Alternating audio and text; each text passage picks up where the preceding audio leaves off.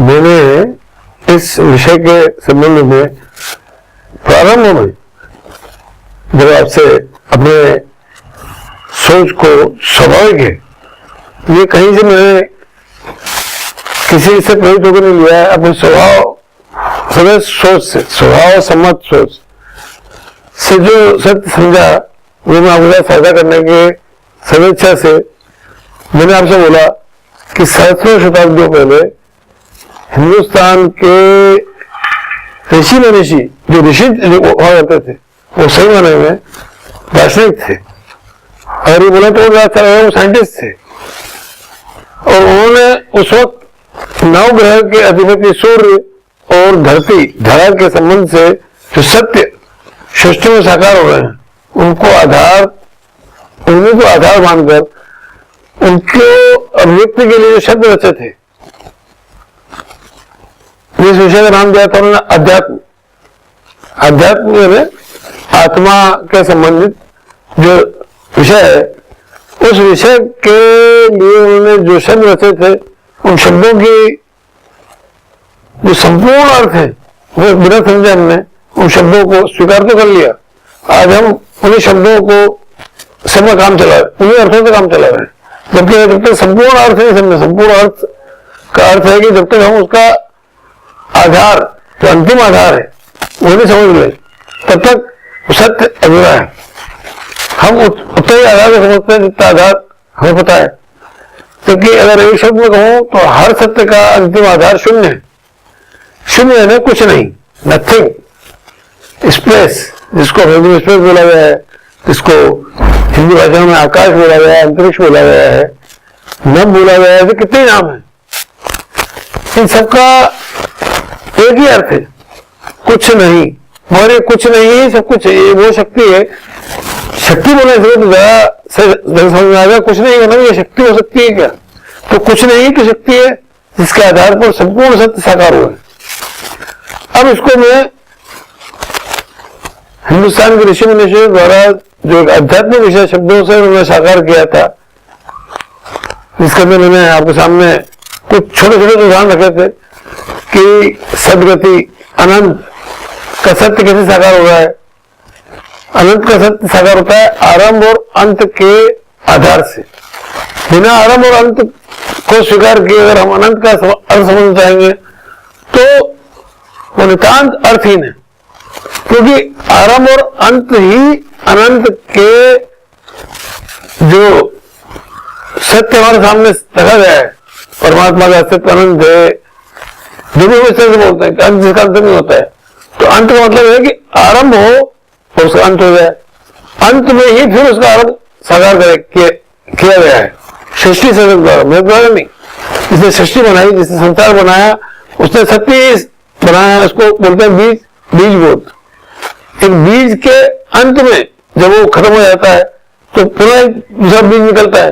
बीज ही नहीं निकलता है, पूरा पेड़ निकल आता है। पूरा पेड़, उसका रंग, रूप, पत्ते, फूल, खुशबू सब उसमें निकलती है, पर वो अंत नहीं हो तब तक वो बीज। मैंने बोला भी था कि बीज को अगर आप एक हीरे की डब्बी में मंडवा के रख लें, वो बोले कि मेरे पास एक ऐसा बीज है कि मैं जब चाहूंगा ऐसे अनंत बीज पैदा कर लूंगा, नहीं होंगे। उसको उचित समय मर्यादा के अंदर अगर आप, बहुत सीधी भाषा में बोलूंगा जो आम आदमी समझ तो मारेंगे नहीं। अब मारने के लिए पंचभूत तत्व चाहिए, उसके बिना मरता नहीं है। पैदा होने के लिए पंचभूत तत्व चाहिए और मारने के लिए पंचभूत तत्व चाहिए। ये ऐसा मस्त सत्य है कि सत्य को समझते जाएंगे तो सारे भेद खुलते जाएंगे। पंचभूत तत्व, पंचभूत, पांच भूत। अब पूरा शब्द पंचभूत, मूल जड़ भूत तत्व, मूल जड़ भूत तत्व, यानी जिसके अंदर मूल बेसिक जड़ से बोला गया था, अर्थ था रूट। हमने समझा जड़ का मतलब जो जीवित नहीं हो, जो अडिग हो, जो पत्ता नहीं है जड़। वहां जड़ बोले नहीं गया था। हाँ, जो जड़ है वो भी पत्थर शरीर की अपनी जगह बिस्तर रहती है, तब जाकर उसमें से जीवन साकार होता है, पेड़ साकार होता है। अगर वो जड़ अस्थिर हो जाए तो कुछ साकार नहीं होगा। तो जड़ है, उस शब्द के अंदर सारे अर्थ हैं। वो रूप भी है, वो जड़ भी है, और सारी गति का संचार उसी जड़ से होता है। ठेठ अंत से लेकर जहां पे उसको हम बोलेंगे स्पेस टॉप शून्य, वहां तक गति संचालित होती है। पहले उस कोने तक, इस कोने से नीचे वाले कोने से आगे उस कोने तक गति उस जड़ से साकार होती है। और जड़ नहीं हो तो उस पेड़ के अंदर जीवित रहने की ताकत खत्म हो जाएगी। तो पंच मूल, 5 मूल जड़ भूत तत्व, भूत यानी जो कल हो गए, मतलब जो पास्ट हो गए, और वो पास्ट किस कदर मतलब आधार है, वो अनिवार्य है आज के लिए, और वो कल नहीं हो तो आज नहीं हो सकता है, और आज नहीं हो तो फिर आने वाला कल नहीं हो सकता है। इसको 3 अवस्था में त्रिकालिक अवस्था है, त्रिकाल अवस्था बोलते हैं इसको। चाहे तो 3 शब्द बोलता हूं सामने, जो सब मैंने लेखों में लिखा है मैंने, भूत, भाव और भावी, जिसको हम बोलते हैं भूत, आज और भविष्य, वर्तमान और भविष्य। तो भूत भाव, भाव यानी संसार, भावी यानी आने वाला। कि संसार नहीं हो तो भूत और भाव नहीं हो सकते, ये तीनों एक दूसरे में। अगर भावी नहीं हो तो भूत और भाव नहीं है। तो 3 चीजों को हर वक्त ढूंढ लेना चाहिए अगर संपूर्ण सत्य समझना है। संपूर्ण सत्य ने जो चक्राकार अवस्था में हो, जिसमें आदि और अंत से अनंत का विषय साकार होता हो। एक बिंदु आदि हो, एक अंत हो, और तीसरा बिंदु जो बिंदु बिंदु बिंदु की यात्रा करते अनंत का सत्य साकार करता है। मतलब जैसे अनंत आत्मा, एक आत्मा से परमात्मा से अनंत आत्मा, ये मेरे सत्य। अभी इसको मैं अंगणित करने आपको सामने रखता हूँ, किस तरह से लगा आविष्कार किया था अंगणित का। अंगणित के अंदर मूल जो इकाई है, यूनिट है, जिसको हम यूनिट बोलते हैं, हिंदी में उसको इकाई बोला गया है। इकाई और यूनिट का देखा जाए तो एक ही अर्थ है। यूनिट यानी 5, 10, 20 चीजों का जब समूह एक हो जाता है तो उसको हम बोलते हैं यूनिट। यूनिट का अर्थ एक भी है और यूनिट का समूह का अर्थ भी है, इकाई का भी वही अर्थ है। एक और ये परिवार की इकाई है, 10 भी है, 12 भी है, 16 भी है तो इकाई कहलाएगी, अगर वो एक परिवार के रूप में है तो दोनों शब्द एक ही है। अब मूल कहां से स्टार्ट हुआ, खाली ये समझने का है कि क्या इसको कौन सी भाषा वालों ने इसको किस आधार पर साकार किया था। ये मैं विवाद के लिए नहीं रख रहा हूं, विषय मैं समाज के लिए रख रहा हूं कि एक वक्त था जब इस तरह का विवाद था ही नहीं। एक सत्य जिसने देखा, उसने बोला, दूसरे ने देखा, समझा और स्वीकार कर लिया, और शायद ही उन्होंने अपनी भाषा के अंदर उसका उल्लेख कर दिया। अब हमारा विडंबना बोलिए, हमारे तकलीफ बोलिए कि बाद में उस सत्य को जिन्होंने लगे और आगे बढ़ाया, उन्होंने जितना समझा था उतना आगे बढ़ा दिया। जो अभी हो रहा है आज भी, हम अनंत का अर्थ बोल रहे हैं, इसका अंत नहीं, जबकि अनंत का अर्थ है इसका निरंतर अंत हो, और ऐसा अंत जिसमें आरंभ हो, खाली अंत नहीं हो, आरंभ हो। क्यों नहीं, तो सृष्टि का सत्य साकार नहीं होगा। एक आत्मा अगर मर गई तो फिर दूसरी आत्मा का पैदा हो। एक शरीर अगर मर गया दूसरा शरीर नहीं हो, मतलब देह नहीं हो तो आत्मा पैदा नहीं हो सकती है। तो प्रत्येक आत्मा जो अनंत काल से सत्य समझ में आया कि मैं अगर बात कर रहा हूं, मेरी आत्मा अगर नहीं हो तो मैं नहीं हो सकता हूं। आप जो सुन रहे हैं प्रत्येक की आत्मा है। ये आत्मा अगर कोई साधारण से समझता है तो इस आत्मा का अस्तित्व उस वक्त से जब से लेकर पहली आत्मा परमात्मा साकार हुआ था। अब परमात्मा क्या है, परमात्मा, पहली आत्मा परमात्मा है। उसके अंदर कहीं कहीं सम्मिलित नहीं रहता था। सबसे पहली सर्वप्रथम आत्मा जो अस्तित्व आई, उससे जैसे आज मैं अगर पैदा हूं तो मेरे एक पिता थे, क्या है, और एक माता चाहिए, फिर पिता के एक पिता वो चाहिए, मेरी माता के एक पिता चाहिए, फिर मेरी माता के पिता के एक पिता और चाहिए, इसी ढंग से मेरे पिता के एक पिता और चाहिए।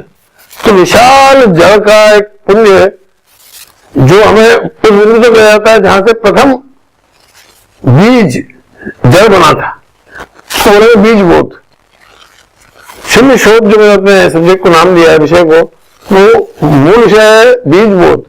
बीज बोध है ना ब्रह्म बोध, ब्रह्म का बोध कर रहे हैं तो ब्रह्मांड का सत्य, ब्रह्म है ब्रह्म का ब्रह्मांड, ब्रह्मांड है ना अन्नकोश, ब्रह्म का जो अन्नकोश है, अन्नकोश सहज शब्द इसको कोई समझ सकता है कि अन्नकोश प्रत्येक प्राणी के साथ, उसी में वो सब अंडाणु रहते हैं जिनसे लेकर और जीव विज्ञान साकार हुआ है। तो ब्रह्मांड का अर्थ है ब्रह्मा का अन्नकोश। इतने सीधे शब्द थे जिनको हम समझ नहीं पाए और हम उनके उन शब्दों से काम चला रहे हैं जिनसे लेकर और हम खुद ही भ्रमित थे और भयभीत थे। अगर ये भ्रम और भय निकल जाए, सत्य सागर हो जाता है, तो मैं उसको गणित दिलाता हूं। अंगणित, पूरी अंगणित आरंभ से लगा के अंत तक, जहां तक आपको पता है, नहीं तो मैं उस सत्ता के सामने रखता हूं, आपको समझ में आएगा कि अंकगणित मूल भूत जल नव ग्रह और एक धरा के संबंध साकार की गई है, जिस से अध्यात्म किया गया है। आत्मा का दर्शन किया है उसे अंगणित में, उसी आत्मा की गति यानी उसके जितने अवतार होते हैं उन अवतार की गणना करने के लिए अंगणित का आविष्कार किया गया था। जितने अवतार होते, अंक यानी भाग, अंक का मूल शब्द का जो अर्थ है वो है भाग, एक संपूर्ण का कौन सा भाग, ये मूल अर्थ था। हमने अंक का अर्थ नहीं समझा। अगर उसको अंग्रेजी के अंदर अंक को बोला गया है नंबर, डिजिट, ये क्या बोलना चाहेंगे आप? मैं खुद भी लगा अभी तक हैरान हूं कि इसका प्रभाव शब्द क्या होगा, क्योंकि हिंदी के अंदर प्रभाव शब्द अंक है। अंक नाम ही अंक रखा है, नाम रखा है अर्थमेटिक। तो अर्थमेटिक अर्थ से रिलेटेड नहीं है, ये भी तो शोध करना बाकी है। और ये शोध अगर मुझे मौका मिला तो मैं निश्चित करना चाहूंगा, क्योंकि मेरा भी उस भाषा से प्रेम है जिस भाषा को सारा संसार स्वीकार कर रहा है। मैं तो खाली उसके अंदर जो भेद साकार हो गया, भेद को उठाना चाहता हूं, ताकि लेकर सारा संसार तो बिना वजह का व्यर्थ का वाद विवाद जो मनुष्य पाल के बैठ गया है और एक दूसरे को मरने मारने में उतारू है, सारा संसार काल के कगार पर खड़ा कर दिया हमने खाली सोच से कि मेरा गॉड होकर मेरा परमात्मा होता है, मेरा अल्लाह, तीनों एक ही चीज है। ये तो सब जगह बोलते हैं, एक ही चीज क्या है? ये एक ही शक्ति का नाम है, जिस शक्ति से ये सारी आत्माएं साकार हुई है। और ये शक्ति बहुत सीधा दर्शन है, शक्ति तभी साकार हो सकती है जब उसके पास काया हो, देह हो। ये काया की माया है। अब माया से काया साकार हुई है, काया से माया, ये बहुत लंबे विषय है। इनको मैं बीज रूप में अपने शून्य शोध के अंदर में संबोधित कर चुका हूँ। मौका लग रहा है कि उनको साझा करूंगा और बाकी तो आप पठन पालन करते हुए समझ सकते हैं। ऐसा मुझे विश्वास है। तो मैं गणित के बारे में बोलता हूँ कि 9 अंक और एक शून्य के अंदर 9 अंक के अंत में आखिर में शून्य को रखा गया है, न कि 9 अंक के आरंभ में रखा गया है। और 9 अंक के अंत में शून्य को रखकर अंगणित का आरंभ होता गया है। हम सब तो समझ नहीं पाए। हम सब ने जब भी बात किया जाता है तो हम बोलते समय जिससे भी बात करो, आज पहली क्लास के बच्चे से पूछो, उसको स्कूल में नहीं पढ़ाया गया है, वो बोलता है कि अंगणित का आरंभ शून्य से हुआ है। उसका टीचर भी बोलता है अंगणित का आरंभ शून्य से हुआ है। उनके प्रिंसिपल भी बोलते हैं अंगणित का आरंभ शून्य से हुआ है। किसी गणित में तो इस यात्रा में भटक सब जगह भटक चुका हूं। तो मैं यूनिवर्सिटीज के उन अथॉरिटीज में जाकर आया हूं जिनके साइंस से डॉक्टरेट की मान्यता सभी प्रदान की जाती है कि उन्होंने उस विषय का शोध किया है। तो जो शोध करना छात्र है वो शून्य से बोल रहे हैं। मैंने उनसे सवाल पूछा, बनारस के अंदर एक बार सम्मुख आया, वहां पूछा तो बोल रहे कि शून्य से तो वहां पर अंगणित करना सत्य तो कोई रखा हुआ नहीं है। मैंने कहा अंगणित का विषय है क्या कि वो खाली आपके शब्दों का व्यक्ति हो और उसके अंदर उसका अर्थ नहीं हो। तो आपके हिसाब से क्या मैंने रखा है ना, 9 अंक के बाद में अगली संख्या 10 है, जिसको हम हिंदी में 10 बोलते हैं, अंग्रेजी में उसको 10 बोला गया है। 10 की जो पहली संख्या है जिसके अंदर की शून्य और अंक यानी डिजिट और जीरो, यूनिट और जीरो, अगर आप यूनिट बोलेंगे तो ज्यादा अच्छा, क्योंकि वो यूनिट है, 1 की यूनिट और जीरो से संख्या साकार हुई 10, 2 की यूनिट और जीरो से साकार हुई 20। ये जो संख्याएं साकार की गई, इन संख्याओं का आधार क्या है? तो इनका आधार मेरे सत्य शोध के हिसाब से देह और दाह है। ये दाही दर्शन है। देह के अंदर जो दाह, इसके दाह को देख कर हम चेक करते हैं, बोलते हैं अगर कोई अनकॉन्शियस है, मान लीजिए कोई जेंडस है, तो पहला चेक यही करेंगे हम उसको, हम चेक करके देखते हैं क्या उसकी नब्ज चल रही है। नब्ज चलने का मतलब क्या उसकी श्वास की गति से लेकर उसकी खून की गति जा रही है, क्या उसमें गर्मी है? गर्मी है तो साधारण बच्चा बिना नब्ज चेक किए हाथ लगा के बोल देगा कि जिंदा है। तो जीवन जो है वो दाह से साकार हुआ है। दाह का अर्थ क्या है? दाह का अर्थ है अग्नि। दाह का अर्थ अग्नि नहीं है, हालांकि मान लिया गया है, जैसे बोलते हैं दाह संस्कार, हम उसको बोलते हैं अग्नि संस्कार करेंगे।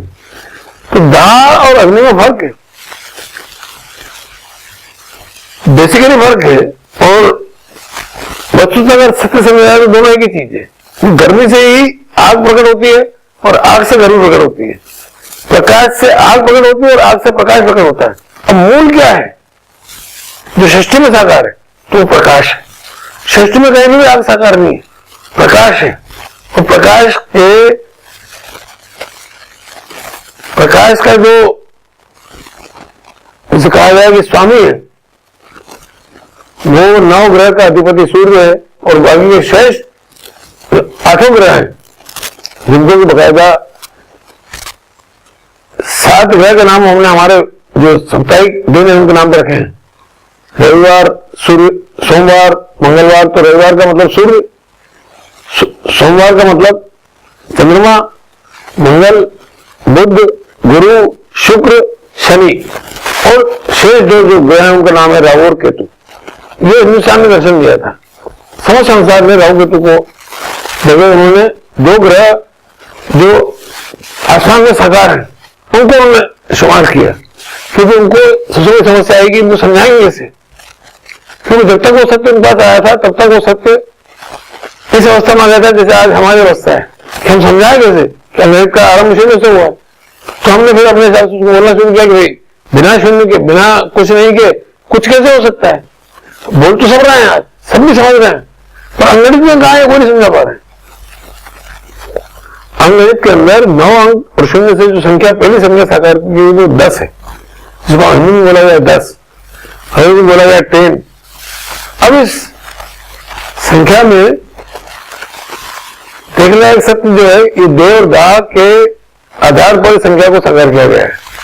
अब देह पहले है कि दाह, सदा सत्य हो, सीधा सत्य कोई समझता है कि जैसे ही दाह उसमें खत्म हो जाता है तो हम देह को अर्थहीन मान लेते हैं। देह को हम जानवर किए तो वैसे छोड़ देते हैं, वो खत्म हो जाएगी।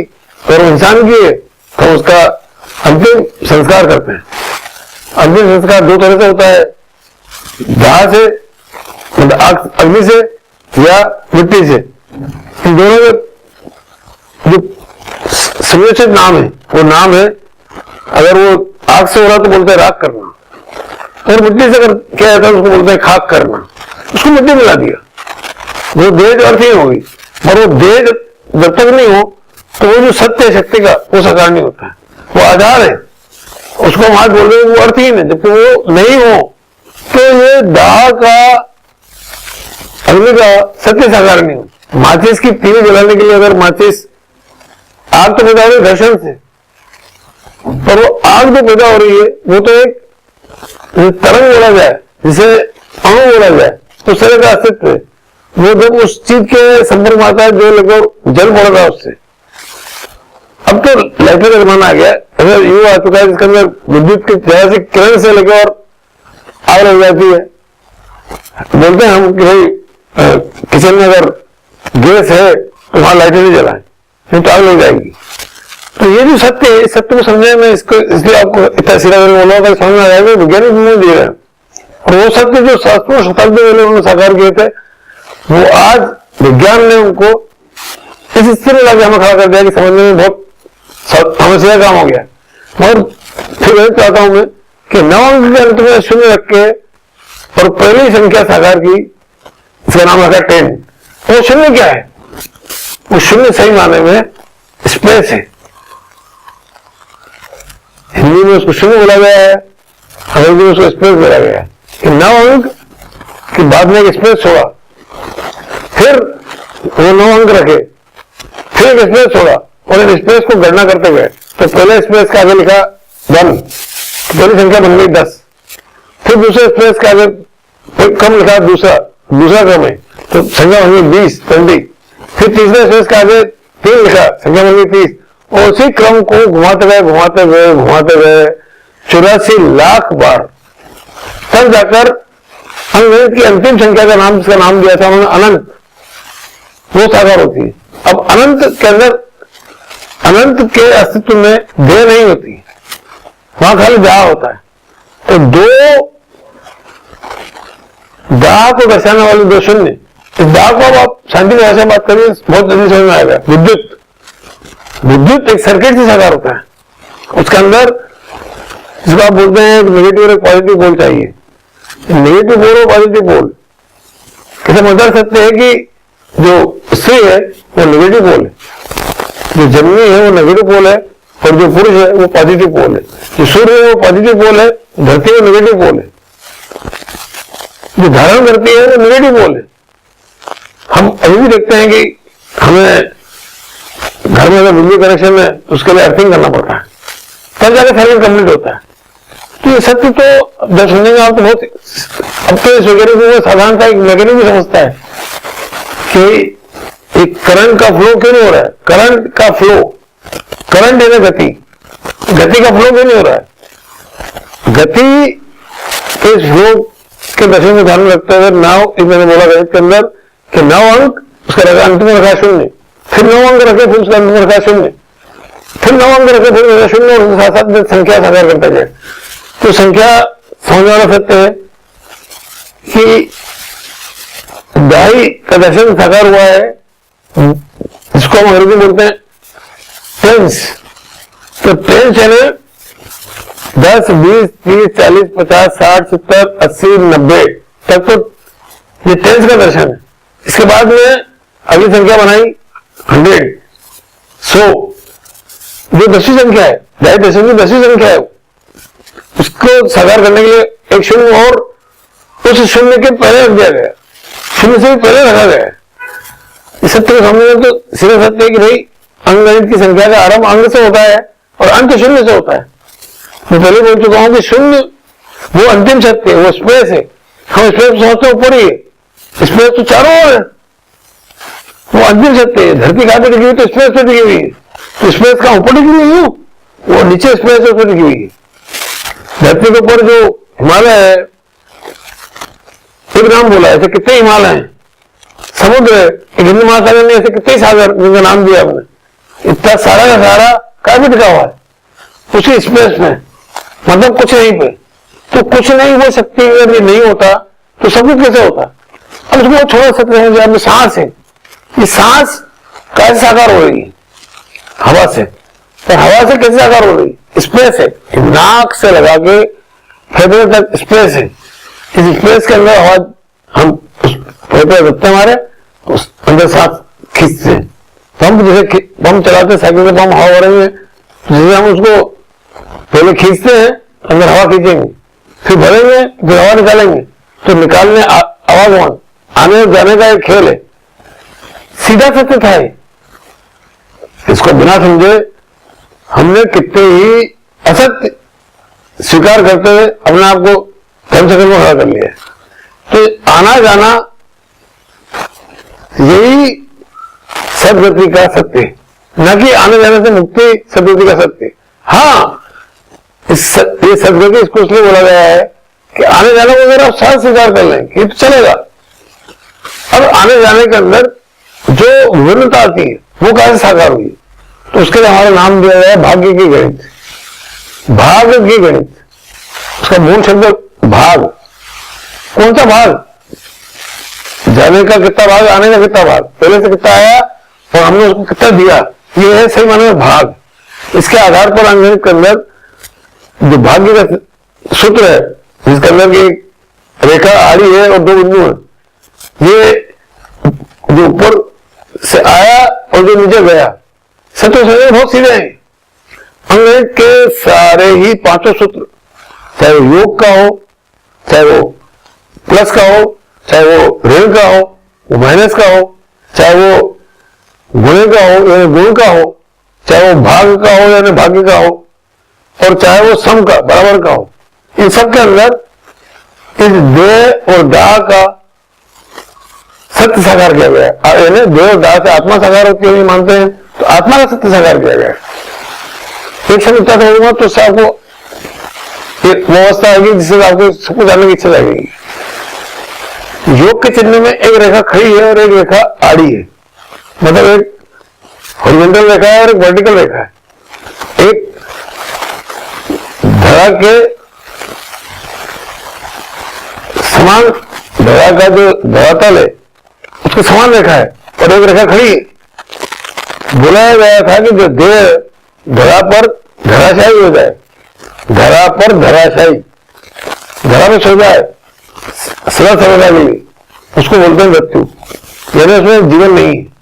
तो वो आगे रेखा के अंदर ये बताया गया है, जिसको बोला गया है जल और चैतन्य का योग होता है। तो वहां एक जल अवस्था में आता है और एक जो खड़ा है उसको चैतन्य अवस्था बताइए कि जब उसके अंदर वो शक्ति साकार होती है, जिस शक्ति से वो खड़ी हो सकती है, उसको सामने रखकर और बताया कि योग का संबंध खाली जड़ और चैतन्य में संभव है। योग दो चैतन्य में संभव ही नहीं है, और दो जड़ है तो एक समान है, वो समान के उसमें आता है।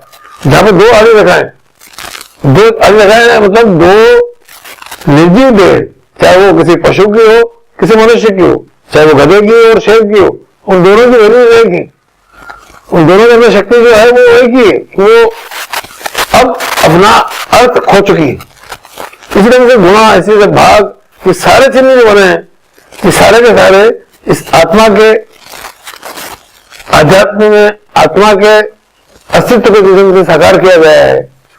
अंग्रेज के अंदर उसको योग में ले लिया गया है। तो मूल विषय यह है कि अंग्रेज का विषय आत्मा के दर्शन पर आधारित है, यानी अध्यात्म का विषय, और अंग्रेज के विषय में जो अंग्रेज का विषय है वो अध्यात्म पर आधारित है, और दोनों अन्योन्याश्रित है, मतलब दोनों में कोई भेद नहीं है। 84 लाख संख्या, उन्होंने आपसे बोला कि 1 से लगा के 9 फिर 0, इस क्रम को 84 लैक्स, अगर आप अंग्रेजी समझते हैं, हिंदी में इसको बोलेंगे 84 लाख बार घुमाया गया, तब अनंत की अंतिम संख्या अनंत साकार हुई, उसका नाम रखा अनंत। कहने का अर्थ यह था कि 84 लाख शून्य से अनंत की संख्या साकार होती है। एक शून्य का आकार, अगर ये समझना चाहें समझिए, बहुत सीधा सकते हैं कि एक आकाश है एक शून्य, तो इसे 84 लाख आकाश, इसे 84 लाख बार जन्म ले तब भी अनंत के दर्शन का आरंभ होगा, खत्म नहीं होगा। उसके बाद भी वो ऐसा नहीं चलता रहेगा। अब उसको आप 84 लाख को 84 करोड़ बार करिए, 84 अरब बार करिए, 84 खरब बार करिए, खत्म ही नहीं होगा। मूल सत्य ये था। मैंने आपके सामने तब बोल लिया है, आपने मुझे मौका दिया है, मैं आपका आभारी हूं। मुझे कभी दोबारा मौका मिला, मेरी सेहत ने साथ दिया, समय ने साथ दिया, तो निश्चित मैं आपके साथ इस अपने द्वारा किए गए स्वभाव सम्मत सत्य शोध को और खुलासा रखने की चेष्टा करूंगा, ताकि लगे सारे भ्रम खत्म हो जाए और भय खत्म हो जाए, सारे दुनिया की बात खत्म हो जाए। तो ये संबंध, एक शब्द दूसरा से बोल दूं, क्या दुनिया में सारा जगह सम का है। संबंध शब्द है, ये हिंदी का शब्द है। इसका अर्थ हम ये मान के चल रहे हैं कि जहां पर बंधन एक समान हो। संबंध शब्द उससे बना ही नहीं है। संबंध शब्द में सम के अंदर स भी पूरा चाहिए और म भी पूरा चाहिए, जिसको बोलते हैं बराबर, समान। पर सम शब्द के अंदर स और मा हलंत है, आधा है, तो सम का अर्थ होता है पूर्ण, और वो है बराबर। यहाँ पे भोग यानी दो शक्तियां जब भागीदार बनती है भोग के अंदर, तो वो सम के सिद्धांत में बनती है, न कि सम के मतलब बराबर सिद्धांत में बनती है। अपनी अपनी जो शक्ति है, वो श्रेष्ठ शक्ति का प्रदर्शन करते हुए वो एक दूसरे के साथ भोग का संबंध साकार करते हैं। इसी के आधार पर प्रजनन की जो क्रिया है, जिसको बोला जाता है जो प्रकृति में, मतलब मैं मनुष्य के बच्चों की बात नहीं कर रहा हूं, प्रजनन की प्रक्रिया को प्रकृति के अंदर जिस साकार किया गया है, उसका नाम हिंदी के अंदर बोला गया है संभोग, संभोग, जहां पर दोनों भोग के भागीदार अपनी अपनी संपूर्ण शक्ति से उस सत्य को साकार करने के लिए जब संलग्न होते हैं, तब जो शक्ति विसर्जन होता है और उससे जो शक्ति का सृजन होता है, तो जो संभोग के अंदर एक नर चाहिए, एक नारी चाहिए, एक माता चाहिए और एक मर्द चाहिए। अब इनका अर्थ क्या हुआ? इसमें से जो नारी बोले चाहे माता बोले, वो है धरा, धरती, उसकी धूम से काया साकार होती है, और जो नर है उसकी शक्ति से वो शक्ति साकार होती है, जिससे वो देह, धरा, धूल से धूल भी जाग जाती है। धूल कब जागती है? आनी हो जाती है तो उड़ती है, पर हमें अंदाज भी नहीं कि धूल पूरे वातावरण में धूल ही धूल है, पर वो इतनी बारीक है कि हमें दिखाई नहीं देती और वो हमें कोई असर नहीं करती। कभी कभी हम ये बोलते हैं कि आंखों कुछ पड़ गया है, तो वो जो पड़ गया है वो ढूंढने जाओगे नहीं मिलेगा। तो धूल का पार्टिकल भी अणुवत हो, परमाणुवत हो, और शक्ति का पार्टिकल भी अणुवत हो। इसको इलेक्ट्रॉन और प्रोटॉन बोला गया है। अगर समझ में आएंगे तो बहुत सीधे सकते हैं। सोसाइटी में ऐसा आज इलेक्ट्रॉन प्रोटॉन बोल रहे हो, क्या चीज है? वो यही चीज है। और इलेक्ट्रॉन प्रोटॉन बोलते हुए लगता है कोई भारी भरकम वैज्ञानिक चीज आ गई है। और धूल, और मैं बोलूं धूप, तो मुझे लगेगा तो बहुत हैरान की बात है भाई। धूप, आप खुद सोचिए कि सूर्य के बिना, सूर्य की एक शक्ति है जिसके अंदर धूप साकार हो सकती है। मनुष्य चाहे कितना ही समृद्ध वैज्ञानिक हो जाए, वो धूप नहीं बना पाएगा। इस धूप से सारी धरती के अंदर सारा सृजन हो रहा है, जिसके अंदर गति साकार होती है। वो सृजन उसको बोलते हैं, इसमें गति हो। सृजन वो नहीं होता है कि जो मृत हो, वो तो मृत देह हुई, गर्भ तो क्या हो पैदा, एक मरी काया, एक मरा बच्चा पैदा हुआ। जिसके अंदर गति हो तब जाकर उसको बोला जाता है सद गति। हम गति को नकार रहे हैं और सदगति की बात कर रहे हैं, जबकि सदगति वही है कि इसके अंदर गति निरंतर गत और आगत, गति शब्द बना है गत से, गत से बनी गति, और गत से ही बना शब्द आगत, आने वाला और जाने वाला। जब आने जाने वाला मिलते रहते हैं तब ये गति का दर्शन साकार होता है। इतने मौलिक और इतने शुद्ध वैज्ञानिक शब्द हैं, अगर आप समझ लेंगे तो मैं सोचता हूं कि आपको इस भाषा से प्यार होगा, मुझे पता नहीं है, पर कम से कम इस भाषा का जिन्होंने आविष्कार किया, जो हमारे पूर्वज थे, उनके प्रति आपको भी इच्छा जागेगी कि जिनसे हमारे माता पिता का श्राद्ध करते हैं, कहीं उनकी आत्मा को भी श्रद्धांजलि दे दें, ताकि वो अगर इस पीड़ा को भोग रहे होंगे आज, तो हमारा दुर्भाग्य है कि हम हमारे देश के, हमारी जो संतान है वो हमारे सत्य नहीं समझ पा रही है। देखा तो मैं बहुत बोल चुका हूं, आप भी मुझे बहुत सहन कर चुके हैं। अब सहन करने की अगर अपना मर्यादा हो तो हम दोबारा फिर बात करेंगे। मैं आपका आभारी हूं। धन्यवाद।